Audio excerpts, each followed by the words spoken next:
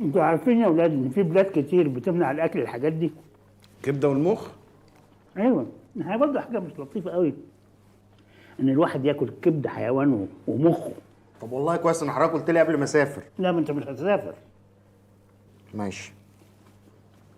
بمناسبه الكبده الحلوه دي، كنت عايز اسالكم على حاجه كده. مثلا فلنفرض يعني ان حد طلب منكم انكم تتبرع بحته من كبدك عشان هو يعيش وانت كمان هتعيش، مش هيجرى لك حاجه يعني. تعمل ايه؟ مفيش حاجه اسمها تبرع، يدفع يعيش. انا ايه اللي يخليني اديله كبده انا الاقيه في الشارع؟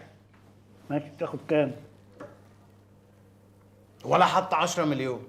انت مش لسه قايل اللي يدفع يعيش؟ ايوه بس ده اللي موافق. انا خاف، انا ضرسي بيوجعني بالسنه، بخاف اروح اخلعه. الا الوجع يا بيه، تقول لي فتح وقفل لا لا ولا ملايين الدنيا.